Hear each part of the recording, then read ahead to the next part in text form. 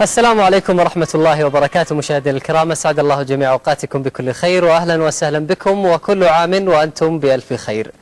بمناسبة حلول شهر رمضان المبارك نرفع أسمى آيات التهاني والتبريكات إلى مقام سيد خادم الحرمين الشريفين الملك سلمان بن عبد العزيز، وإلى صاحب السمو الملكي الأمير محمد بن نايف بن عبد العزيز ولي العهد نائب رئيس مجلس الوزراء وزير الداخلية، وإلى صاحب السمو الملكي الأمير محمد بن سلمان بن عبد العزيز ولي العهد النائب الثاني لرئيس مجلس الوزراء وزير الدفاع، وإلى الأسرة المالكة الكريمة، وإلى الشعب السعودي الكريم، وإلى الأمتين العربية والإسلامية بمناسبة حلول شهر رمضان المبارك. نسأل الله العلي القدير أن يوفقنا لصيامه وقيامه، وبالتأكيد نتمنى إن شاء الله أن نقدم في هذا الشهر الكريم الطاعات والتقرب إلى الله سبحانه وتعالى. سنكون معكم بإذن الله تعالى مشاهدينا الكرام في هذا البرنامج لنستعرض معكم أبرز ما سنقدمه لكم وستقدمه لكم شاشة قناة السعودية في باقة مميزة ومتنوعة من المسلسلات ومن البرامج التي ستكون لكم كوجبة خفيفة بإذن الله تعالى طيلة شهر رمضان المبارك. فأهلا وسهلا بكم مشاهدينا الكرام، ونتمنى إن شاء الله أن نقدم ما يحوز على استحسانكم ورضاكم. سنكون معكم بإذن الله تعالى مشاهدينا الكرام في شاشة قناة السعودية، حيث سننقل لكم وكالمعتاد صلوات التهجد والتراويح من الهواء مباشرة من الرحاب الطاهرة بمكة المكرمة، وأيضا ستكون معكم نشرات الأخبار ومواجيز لأهم وآخر الأخبار ستتغير، لم تكون كالمعتاد وكما تعودتم عليها طيلة أيام السنة، ففي شهر رمضان تتغير الأوقات. سيكون معكم الموجز الأول عند الساعة 11 صباحا، وأيضا عند الساعة 1 ظهرا، وستكون معكم النشرة الإخبارية الأولى ستكون عند الساعة 3 عصرا، والنشرة الرئيسية ستكون عند الساعة 11 مساء، أما النشرة الأخيرة والتي ستكون عند الساعة 3 فجرا. والعرض الشامل والأخير لأهم وآخر الأخبار سيكون بإذن الله تعالى عند الساعة 5 فجرا في كل يوم. وأيضا مشاهدينا الكرام، هناك العديد والعديد إن شاء الله من البرامج الدينية والبرامج أيضا الاجتماعية، وأيضا المسلسلات الكوميدية والتراجيدية ستكون معكم بإذن الله تعالى في شهر رمضان المبارك. سنستعرض معكم بإذن الله تعالى الكثير منها، ولكن قبل ذلك وقبل أن نبدأ معكم استعراض برامجنا في هذا اليوم، نسعد بأن يكون معنا ضيفا خفيفا عليكم مشاهدينا الكرام لنتحدث عن هذه السلسلة وهذه الباقة من البرامج ومن المسلسلات اللي ستقدمها قناة السعودية في شهر رمضان المبارك. نسعد بأن يكون معنا الفنان الكبير والقدير الفنان عبد الله السدحان. حياك الله أبو تركي، وكل عام وأنتم بخير. كل عام وأنتم بخير. وبهذه المناسبة يسعدني أن أتقدم بخالص التهاني والتبريكات لمقام سيدي خادم الحرمين الشريفين وولي عهده وولي عهده الكريم والشعب السعودي والشعب العربي. بالتأكيد. واليوم إن شاء الله أنت معنا في طلة خفيفة، وستكون بإذن الله تعالى في شهر رمضان المبارك. الله يعطيك الصحة. أولا الحمد لله أن الكلام اللي قلته كله مو بلي ما شاء الله عليك. أنا ناظر قلت تقرأ من وين في شيء ما شاء الله ما شاء الله يعافيك. طيب احنا راح نبدأ مع المشاهدين مع برامجنا في اليوم، ونبدأ معكم مشاهدينا الكرام في البرامج الدينية التي ستقدم لكم في شهر رمضان المبارك. نبدأ معكم في أولى برامجنا لهذا اليوم وفي شهر رمضان المبارك، برنامج حكاية، برنامج يقدمه الشيخ الدكتور عايض القرني، وهو يهتم بسيرة وتراجم لشخصيات تاريخية وإسلامية من عصر الصحابة رضي الله عنهم وحتى العصر الحاضر. هذا البرنامج مشاهدينا الكرام سيأتيكم عند الساعة 6:25 مساء. نتابع معكم مقتطفات من هذا البرنامج، برنامج حكاية.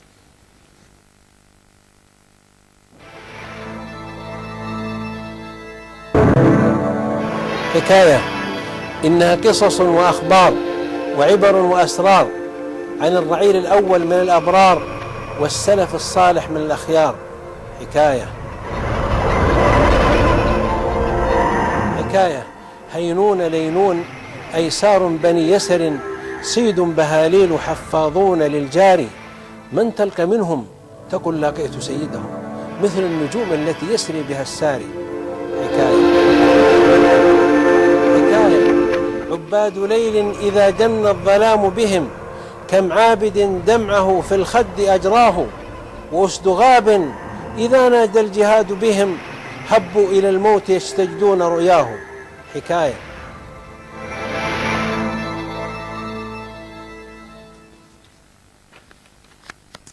أهلا بعودتكم من جديد مشاهدينا الكرام مع القرآن أيضا برنامج الشيخ صالح المغامسي، والذي اعتدتم عليه مشاهدينا الكرام في شهر رمضان المبارك. يطل عليكم هذا البرنامج، برنامج مع القرآن في جزئه السابع، والذي سيكون معكم من خلال الشيخ صالح المغامسي. في كل حلقة سيتحدث عن معاني بعض الآيات القرآنية والتأمل فيها وما تحتويها من معاني عميقة. سيكون معكم هذا البرنامج بإذن الله تعالى قبل صلاة مغرب الرياض. نتابع معكم مقتطفات من هذا البرنامج.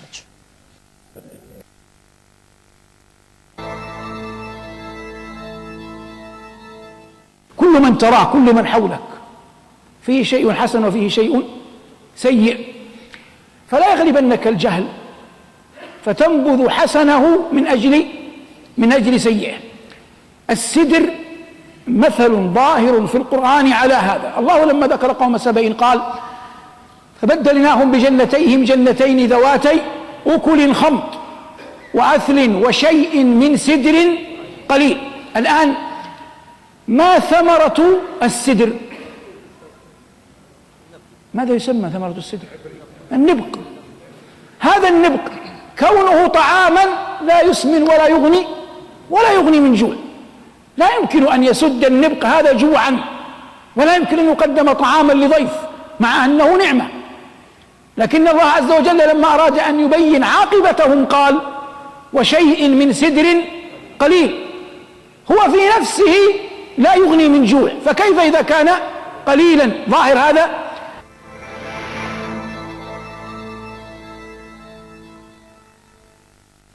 إذن مشاهدينا الكرام، برنامج مع القرآن مع الشيخ صالح المغامسي سيكون معكم بإذن الله تعالى طيلة شهر رمضان المبارك. أبو تركي، ما شاء الله، يعني الشيخ صالح المغامسي يدخل إلى قلب الناس وإلى كل منزل، وخاصة يعني وقت الإفطار ما شاء الله تجد الأسر كلها ما شاء الله تتابع. نعم. من خلال متابعتي للمقطع الخاص بالشيخ وجدت إن في معاني جميلة قد إحنا كمتلقين تنقصنا.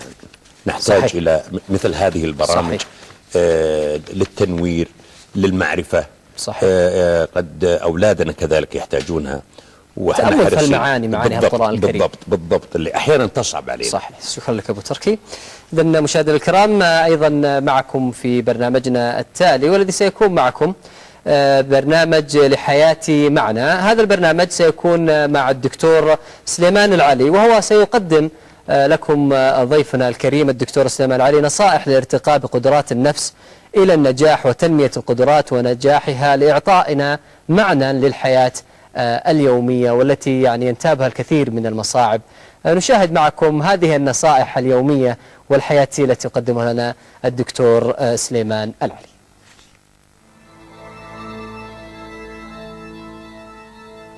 الفشل الحقيقي مش انك انت تفشل وتحاول لا ابدا. الفشل الحقيقي انك لا تفعل شيء في الحياة، وانك تستسلم، وانك تقول هي كذا خلاص. في هذه اللحظة هذا يعتبر فشل حقيقي. هعطيكم امثلة لأناس فعلا انا اعرفهم شخصيا، بدأوا يجربوا انه يحصلوا وظيفة في البلد، وظائف، فذهبوا لأكثر، بالدليل عندهم مثبتة، أكثر من 32 مكان دوروا فيه على وظائف فما وجدوا، إما باعتذار أو بعدم توافر شروط فيهم. لكنهم كان عندهم نوع من الإيمان العميق بأنه ما في شيء اسمه فشل، وأنه النجاح ينتظرني، وأني سأفوز بإذن الله تعالى وسأحصل. فالمهم يحدثني هذا الشخص يقول: فقلت فلماذا لا أفعل شيئا؟ أنا صار لي وأنا ببحث عن الوظيفة كم سنة، خليني أضحي من عمري بشهرين 3 شهور. قلت له: وش سويت؟ قال: ذهبت إلى أشهر المستشفيات في البلد، ودخلت على مستشفى خاصة على مدير شؤون الموظفين، قصة حقيقية. وبعد ما تعبت من سنة 32 مكان وظيفي أرفض منه، دخلت عليه قلت له: أريد أن أشتغل. فقال لي: يا ريت، بس للأسف ما عندنا وظائف. قلت له: سأعمل معكم مجانا. قال: كيف؟ قلت: سأداوم معكم واستخدمني كما تشاء، فري. قال اكتب تعهد. يقول فكتبت تعهد أني ما أتقاضى ريالا واحدا. يقول وعملت معه مدة 3 أشهر، أأتي للدوام في 7 صباحا وأنصرف في 3:30 عصرا. يقول كانوا يعطوني عربة عليها بعض الملفات أروح أوزعها على الإدارات المختلفة في المستشفى. يقول بعد فترة أعطوني عربة أخرى عليها كتب أذهب فأوزعها على المرضى. يقول بعد 3 أشهر مدير المستشفى قال لي يا بني يعني أنت أثبتت لي أنك فعلا جدير بالمسؤولية، وأنا ماني حابب تشتغل معنا كذا، إذا حابب تشتغل معنا رسمي أنا مستعد أوقع معك عقد. قصة حقيقية إلى يومكم هذا يعمل في هذه المستشفى. أهلا بعودتكم مشاهدينا الكرام. إذا الدكتور سليمان العلي سيكون معكم بإذن الله يوميا في شهر رمضان المبارك. نحتاج مثل هالبرامج أبو تركي، يعني تعرف اليوم الحياة صعبة، يعني تحتاج وهالضغوط اللي فيها. صحيح، دائما البرامج اللي تخاطب النفس وتخاطب الذات مهمة جدا، وبالذات في الآونة الأخيرة أو في العصر اللي احنا نعيشه الضغوط. نعم، بحاجة إلى التنوير، لأنه من المتضح أنه الأمراض النفسية نعم. تقريبا متفشية بشكل مزعج. قد تكون مشاكل الحياة، ضغوط الحياة صحيح. هي سبب في هذه الأمراض النفسية. لكن مثل هذه البرامج سواء كانت برامج موجهة مباشرة أو برامج تمثيلية مهما كان، قد تخفف وقد تعالج المتلقي. صحيح، شكرا لك أبو تركي.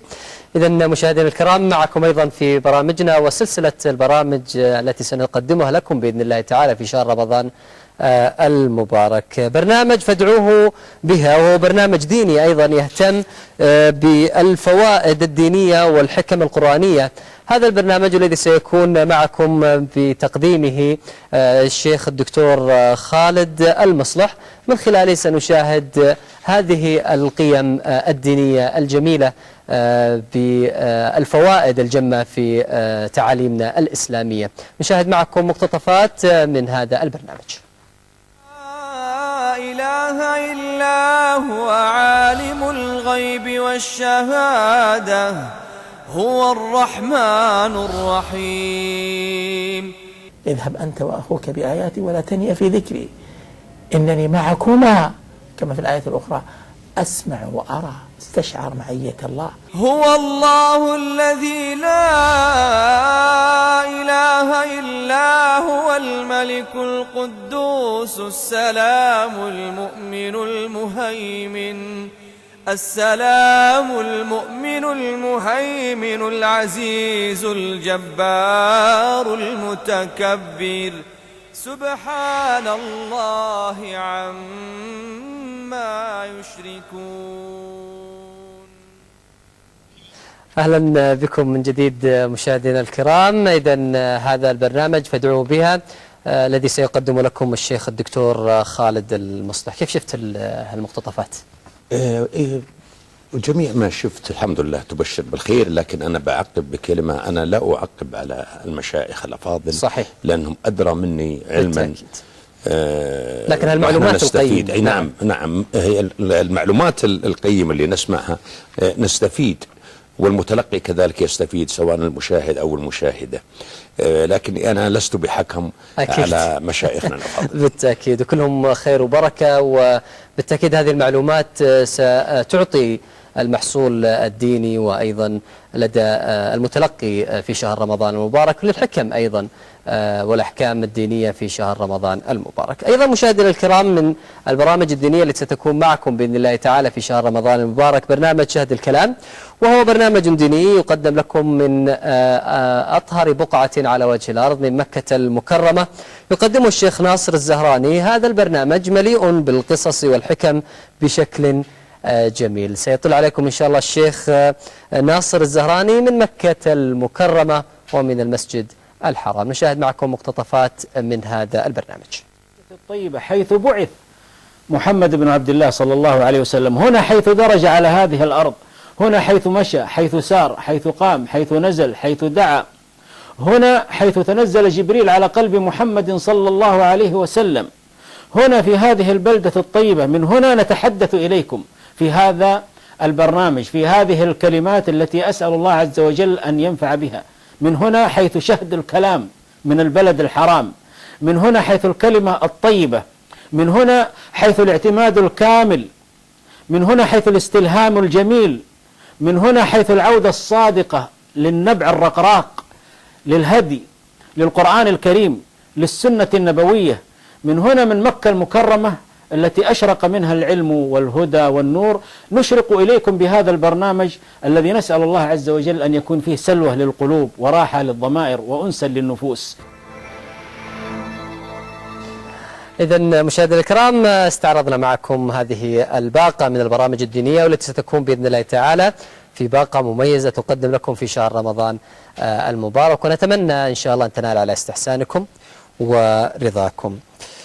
كيف تشوف مجلس الراوي أبو تركي؟ مجلس الراوي محمد الشرهان أنا من المتابعين وأعرفه شخصيا، وسبق أن نتمنى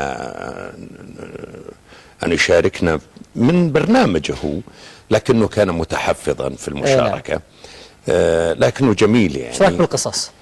قصص جميلة، أنا أقول عسى ما تنتهي بس والله، لكن يعني يسعد الكثير، وخاصة أبناء الجيل اللي عاشوا مثل هذه التجارب ومثل صحيح. هذه القصص. احتمال وللأسف يعني الجيل القادم الشباب ما يعرف يعني. قد احتمال ما، بالذات التواصل الاجتماعي أثر فيهم تأثير صحيح. مزعج. حقيقة أنه الأب ينتظر بشغف شوفة أولاده أو بناته، لحظة في المجلس إلى كل مشغول بجهازه. هالساعة اللي كان يفترض تمنح للأب راحت بسبب التواصل الاجتماعي. طيب إذا سمحت لي أبو تركي، خلينا نشوف معكم مع السادة المشاهدين مقتطفات من مجلس الراوي، وهو الذي يقدمه محمد الشرهان، ويروي قصص القديمة والشعبية والتي تلقى قبولا في النفوس، وتكون على شكل وبشكل تلقائي من قبل الراوي محمد الشرهان. دعونا نتابع مقتطفات منه.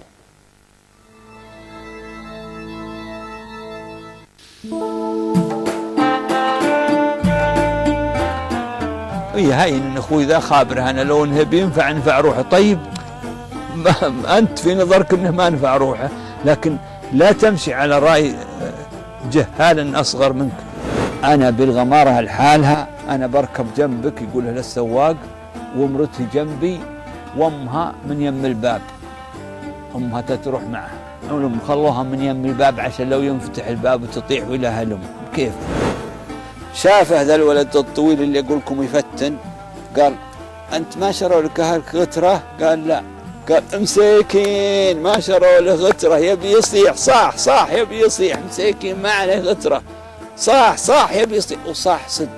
قالت يا سعد يا سعد، اخوال العيال الصغيرين ذول وين يروحون؟ ترجموا ناصر، عيالي يبي يموتون جوع، تذبح لهم، خلهم كدن بقهوهم بس وهب بريعهم وخلهم يروح. قال لا والله ما يصير، والله انت تذبح والله ما تذبح، انت تذبح المهم انها اسرع من قولك يا راشد، وله زد مش راس العنز وذبحها.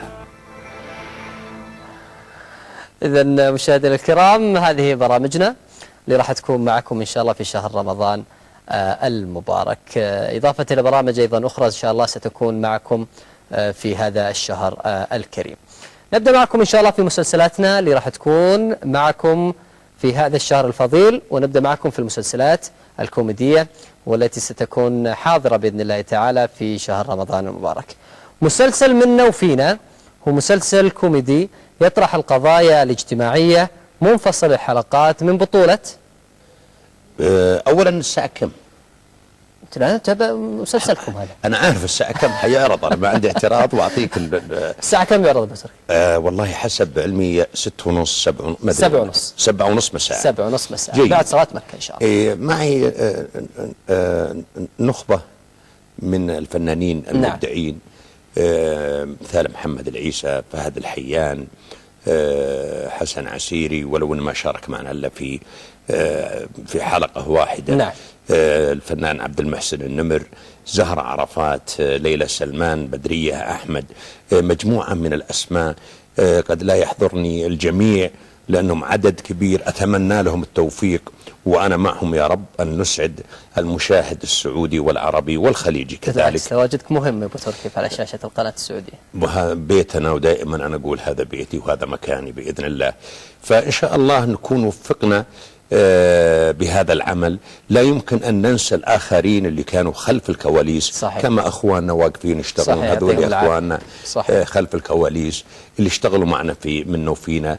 لا يمكن أن ننسى الجهود اللي قامت بها إدارة الإنتاج القائمة على العمل. صحيح. لا يمكن أن ننسى الكتاب اللي أفنوا أيام وأيام وأشهر وأشهر في كتابة حلقات ونصوص.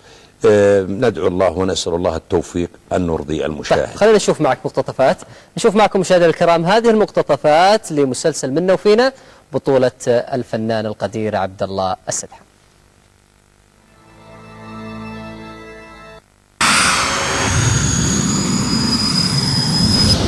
بسم الله.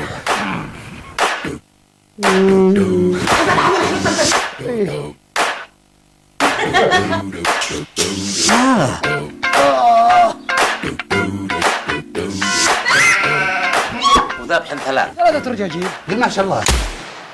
اي والله ذبح 3. ما شاء الله سيارتك فيها حرارة. اي فيها حرارة. تحب تتصل؟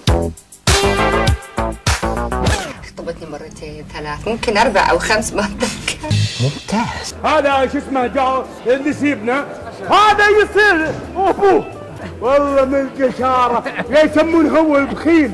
أبوي دائما يحش عند ربعه.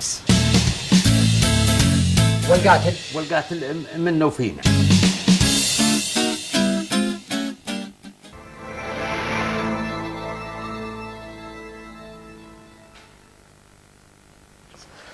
إذا مشاهدينا الكرام برنامج كوميدي سيكون معكم بإطلالة الفنان القدير عبد الله السدحان منا وفينا. أيضا المسلسل الآخر والذي سيكون معكم بإذن الله تعالى في شهر رمضان المبارك أيضا مسلسل كوميدي، وهم مسلسل شباب البومب، مسلسل شبابي منفصل الحلقات يطرح القضايا الاجتماعية ذات الطابع الشبابي. وهذا المسلسل من بطولة فيصل العيسى وعبد العزيز الفريحي وشعيفان محمد. أبو تركي كيف تشوف تجربة الشباب من خلال شباب البومب؟ مهمة جدا أن يكون عندهم تجارب، مهم أن نحييهم، لأنه أنا قاعد أشوف نفسي في فترة شبابي وبداياتي ومحاولاتي سواء أنا أو زملائي صحيح. في هذا المجال، هو الإصرار.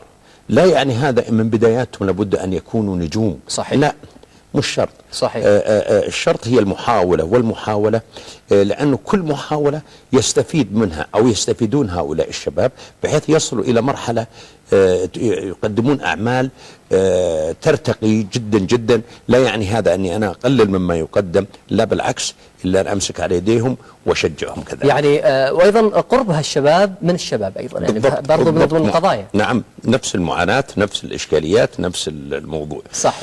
إذا مشاهدينا الكرام دعونا نشاهد معكم مقتطفات من مسلسل شباب البومب من بطولة الفنان أيضا فيصل العيسى وعبد العزيز الفريحي وشعيفان محمد.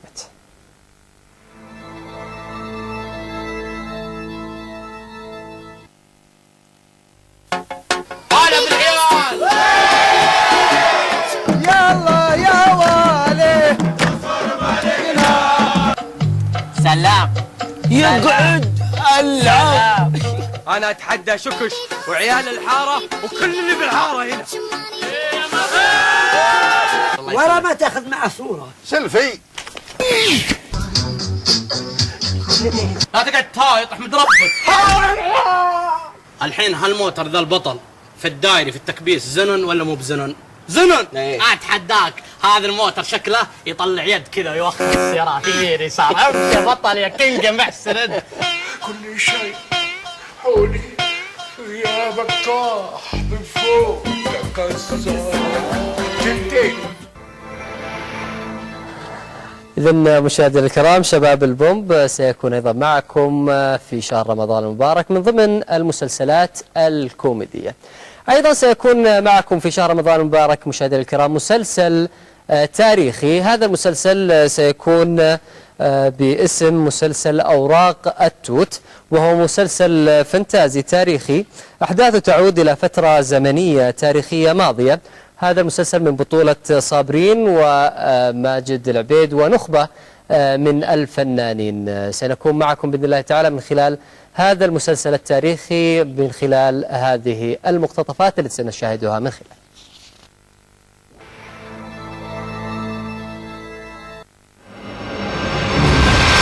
أنا ليلانتا، الإمبراطورة ليلانتا، حاكمة هذه البلاد.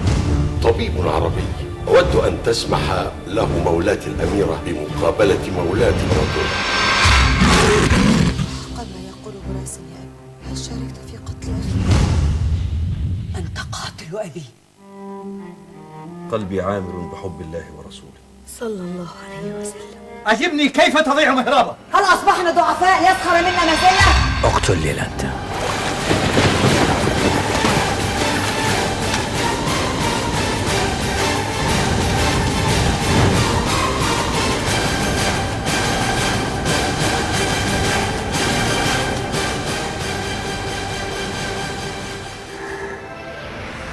إذن مشاهدينا الكرام، في هذا المسلسل الكبير والإنتاج اللي يعني إنتاج كبير أيضا يقدم عبر شاشة القناة الأولى، وننصح بالتأكيد الجميع بمتابعته لسرده التاريخي لأحداث زمنية واقعة سابقا. يمكن أبو تركي يعني المسلسلات التاريخية تستهوي المشاهد، ولكن يعني دائما يبحثون عن الإنتاج الجيد. يعني من خلال هاللقطات ممكن نشاهد إنتاج ضخم سيقدم على شاشة القناة. صحيح، دائما الأعمال التاريخية من أصعب الأعمال، وخاصة لما تكون باللغة العربية الفصحى. صحيح. يعني أكثر شيء أنا قد أكون غير مجيد للغة العربية الفصحى.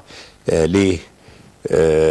أنا مرت علي تجربة القصر وعلي تجربة أساطير شعبية وباللغة العربية الفصحى، لكن دائما التشكيل هو اللي يشغلني.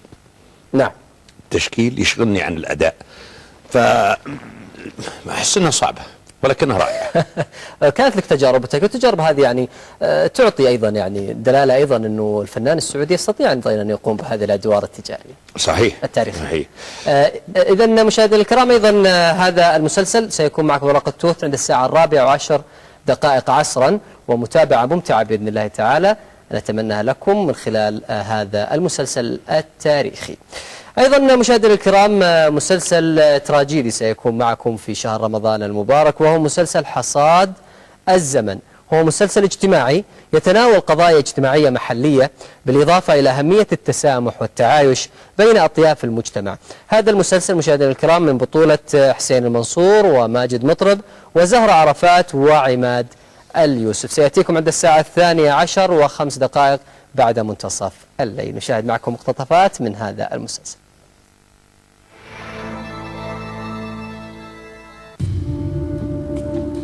أنا عمري ما كنت منافق ولا مثل دور الطيب، هذا أنا طول عمري. أنا ورثت زوجة مثل أي زوجة، وبتعبي زودت فلوسي. جنون أنثى، القلوب صارت مثل الحجر والنفسية صعبة. أي مخدرات وأنا قايل لك حليب أطفال؟ قلوب من حجر. معقولة الفلوس اللي معنا والحلال هذا كله حرام؟ المال الحرام. ركان لو درى عن هالسالفة راح يقول من أبوي مشاعل وقت راح تدفع كل فلس تملكه. أمك وعمك مثابة إخواني وما زالوا مثل إخواني. اصحى يا ولد اصحى. إذن مشاهدينا الكرام، شاهدنا معكم هذا المسلسل حصاد الزمن. كيف تشوف العمل التراجيدي في القناة السعودية الأولى؟ والله أولا قبل ما أحكم على العمل، أنا ما شفت العمل، ما شفت إلا مقطع صغير، ولكن التنويع اللي أنا قاعد أسمعه في الهيكل البرامجي تنويع حقيقة مميز. كوميدي، تراجيدي، تاريخي، غير البرامج الأخرى، تنويع جيد. لكن نتمنى أن تكون جميع البرامج التي ستقدم وتطرح من خلال القناة الأولى أن تكون متفوقة. بالتأكيد. نعم. يمكن حنا سوقنا أبو تركي للبرامج الآن التي تقدم على شاشة القناة الأولى من خلال التلفزيون السعودي بشاشة القناة السعودية. كيف تشوف أيضا تأثير مواقع التواصل الاجتماعي في الترويج للمسلسلات والترويج أيضا للبرامج الرمضانية؟ أكيد هي التواصل الاجتماعي مهمة جدا. نعم. في الترويج لكثير من البرامج. يعني أنا سعدت بمجموعة من لقطات مسلسل منه فينا. نعم. ونزلتها في حسابي في تويتر أو في الانستغرام. يسهل الوصول للمتلقي من خلال تويتر أو من خلال الانستغرام. التواصل الاجتماعي مهم، غير اجتهادات بعض الشباب اللي يحاولون يقدمون مجموعة من الأعمال البسيطة الصغيرة. نعم. الظريفة، فهو مجال رحب بعيد عن شاشة التلفزيون وكاميرات التلفزيون. بالتأكيد. حدثنا أبو تركي عن يعني الاستعدادات ما قبل شهر رمضان المبارك للأعمال التي تقدم عبر التلفزيون. ما هي هذه المشكلة كبيرة جدا جدا جدا. نعم. يعني أنا أتحدث معكم الآن وإحنا في مسلسلنا منه فينا تقريبا في أواخر مونتاج الحلقات الأخيرة. نعم. هذا السبب يرجع، لكن اللوم ما هو على أحد ولا هو على القناة الأولى، لأن القرار كبير والقرار بيد المسؤولين الأكبر. نعم. لأنه الآن تحولت إلى هيئة إذاعة وتلفزيون، سعدنا جميعا بهيئة الإذاعة والتلفزيون كما القنوات الأخرى، لكن اللي يؤخر الإنتاج دائما هو التعطيل، لأن المنتج بحاجة إلى دفعات تكون معه من أجل أن ييسر عمله وشغله. لكن بحكم الآن إن القرار له بيد مدير القناة الأولى وليس بيد رئيس الهيئة، مجهول القرار وين يكون. لذلك أنا أتوجه بنصيحة ممثلة بوزير الإعلام، رئيس هيئة الإذاعة والتلفزيون، مدير القناة الأولى. نعم. القائمين على هذا الجهاز. نعم. يبحثون آلية للإنتاج المحلي. الآن احنا في رمضان إن شاء الله، هذا رمضان جاي. نعم. طيب بعد رمضان ليه فقط التعميد أو التعاميد لهذه الأعمال لا تأتي إلا قبل رمضان ب3 أشهر؟ ضغط نعم. على الممثل، ضغط على النجوم، ضغط على الإنتاج، ضغط حتى على القناة نفسها. نعم. طيب أنا في عندي تجربتين سبق وقدمتهم، مو مع القناة الأولى، مع محطة أخرى. بكل بساطة عمدت في شهر 2. يعني تخيل كم الزمن اللي عندي. سلمت العمل في شهر 5 إذا 6. شوف التلفزيون أو القناة كيف ارتاحت. يعني وهذا بالتأكيد يعني ملاحظات مهمة يعني، وإن شاء الله جدا ستكون جدا يعني لكن القرار ما هو بيد شخص واحد. أعتقد القرار كبير. بالتأكيد. وأنتم تساهمون بالتأكيد أبو تركي. أنا والله جاهزين ونتمنى نتمنى ذلك. بالتأكيد. أيضا مشاهدينا الكرام، معكم من ضمن المسابقة، من ضمن الباقة المتنوعة التي نقدم لكم في شهر رمضان المبارك، هناك أيضا مسابقة القرآن الكريم، والتي ستكون معكم إن شاء الله هذه المسابقة عبر شاشة القناة السعودية. من خلالها ستكون هناك أسئلة وأجوبة منكم، ومن خلالها تحصلون على جوائز قيمة تقدمها لكم القناة السعودية. وبالتأكيد هذه الباقة المتنوعة التي ستقدم لكم في شهر رمضان المبارك. قبل أن نختم معكم مشاهدينا الكرام هذه الحلقة، دعونا نتابع معكم هذا اللقاء الذي أجريناه مع سعادة مدير عام قناة السعودية الأستاذ سليمان بن عبد الرزاق الحمود، والذي يتحدث أيضا عن هذه الباقة المتنوعة من المسلسلات ومن البرامج الرمضانية التي ستقدم لكم في شهر رمضان المبارك. نتابع ثم نعود لكم.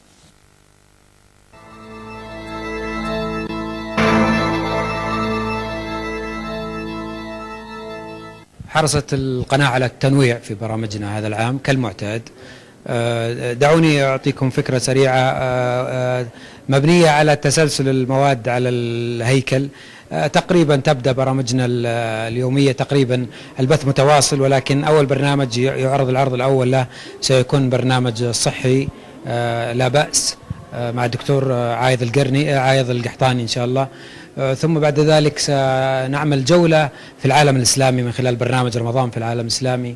أيضا سيكون لدينا برنامج فتاوى رمضان كالمعتاد.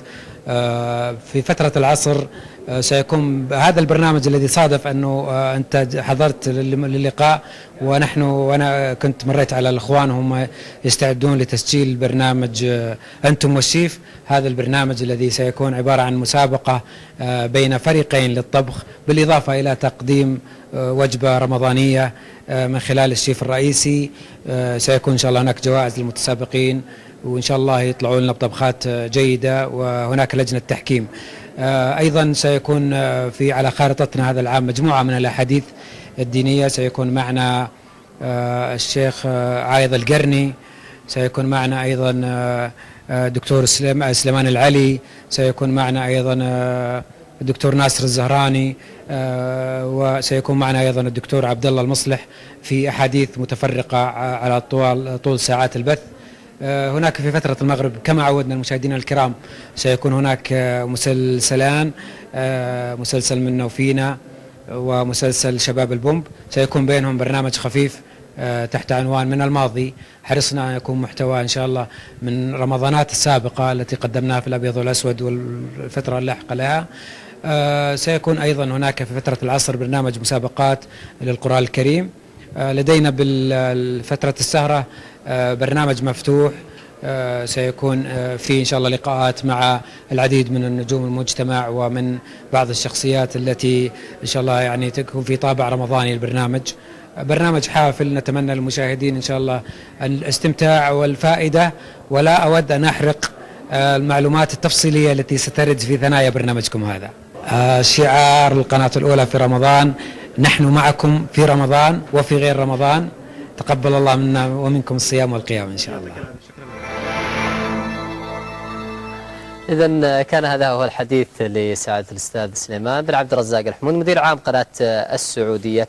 وبهذا مشاهدينا الكرام بالتأكيد سنكون وصلنا معكم إلى نهاية هذه الفترة التي خصصناها لكم لاستعراض برامج رمضان. بالتأكيد نأخذ كلمة أخيرة من ضيفنا القدير الفنان الكبير عبد الله السدحان. أبو تركي الكلمة لك، تفضل. أبدا أهني وأبارك للجميع بهذا الشهر الفضيل، وأتمنى لهم مشاهدة ممتعة لكل برامج القناة الأولى، وأسأل الله التوفيق.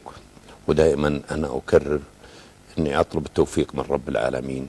وحقيقة أنا من كثر ما لفيت وسافرت من أجل التصوير والشغل وأنا جالس معك أحس إني في طيارة، أدور الحزام ما لقيته كذا تقول في طيارة، بس أهم شيء نظام. إيه بس ما لقيت حزام. فكل عام وأنتم بخير، والله يعيدها علينا وعليكم جميعا باليمن والبركة. الله يحفظك أبو تركي، وسعيدين بوجودك معنا، وإن شاء الله تكون ضيف خفيف على السادة المشاهدين في شهر رمضان المبارك كالمعتاد بالتأكيد. يا رب. شكرا لكم. شكرا. والشكر موصول لكم أنتم أيضا مشاهدينا الكرام لكريم المتابعة، وبإذن الله تعالى تستمتعون بهذه الباقة المتنوعة من البرامج والمسلسلات في شهر رمضان المبارك. بإذن الله تعالى نسأل الله أن يتقبل من الجميع صالح الأعمال، وأن يتقبل منهم الصيام والقيام، إنه سميع مجيب الدعاء. والسلام عليكم ورحمة الله وبركاته.